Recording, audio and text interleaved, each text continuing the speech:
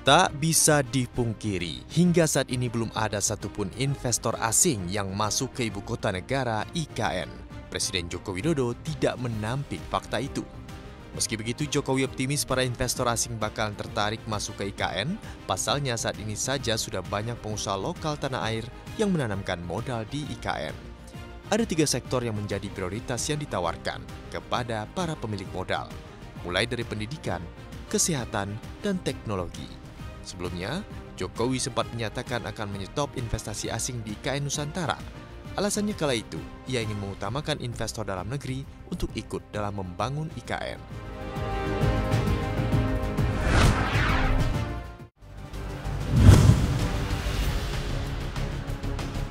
Kabar baik, Indonesia akan memproduksi mobil listrik pada tahun depan.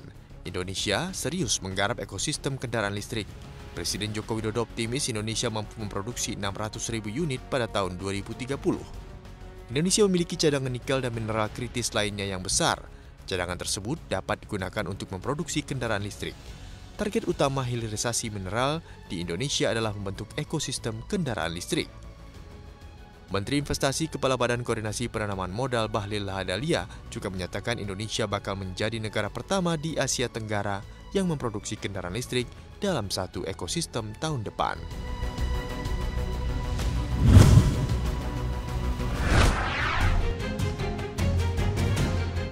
Kabar duka dari Karsam.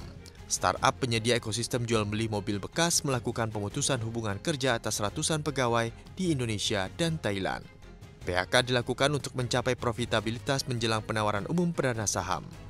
Mayoritas karyawan yang terimbas adalah pekerja yang berbasis di Indonesia dan Thailand.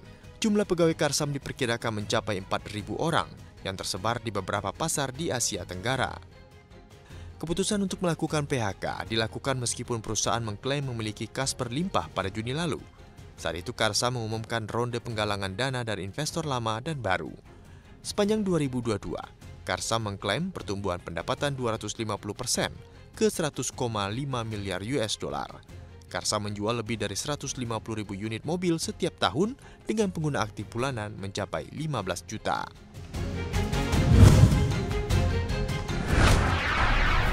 Harga minyak mentah dunia kompak dibuka sedikit menguat pada perdagangan akhir pekan setelah anjlok hampir 5% pada perdagangan sebelumnya ke level terendah dalam 4 bulan karena kekhawatiran ekonomi AS dan China hingga sanksi untuk Iran. Harga minyak mentah WTI dibuka naik 0,1% di posisi 72,97 dolar Amerika Serikat per barel dan menguat ke level 73 dolar per barel. Sementara minyak mentah Brent dibuka menguat 0,17% ke posisi 77,55 dolar Amerika Serikat per barel dan betah di level tersebut. Sehari sebelumnya harga minyak ditutup anjlok hampir 5% karena investor khawatir terhadap permintaan minyak global menyusul lemahnya data dari Amerika Serikat dan Asia.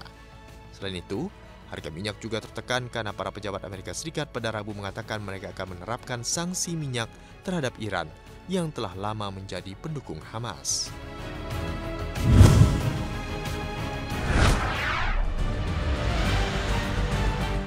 Ulah menangani gembel, sebuah kota besar di Inggris bangkrut.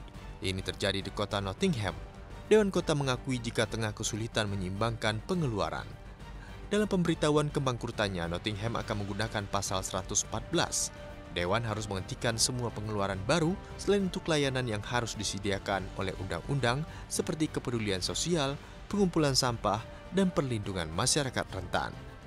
Sekitar 21 juta pound atau setara 405 miliar rupiah dari pengeluaran yang berlebihan itu digunakan untuk perawatan sosial dan mengatasi tunawisma. Dewan telah bekerja keras, namun langkah deklarasi tersebut merupakan sebuah pilihan agar tidak perlu mengambil tindakan lebih lanjut untuk mengurangi pengeluaran. Sebelumnya, kebangkrutan juga diumumkan Dewan Kota Birmingham. Kota menghentikan semua pengeluaran kecuali layanan penting. Defisit timbul karena pemerintah kesulitan membayar klaim gaji senilai total 760 miliar pound atau sekitar 14.000 triliun rupiah. Sementara itu, Inggris sendiri masih terus dilanda krisis biaya hidup.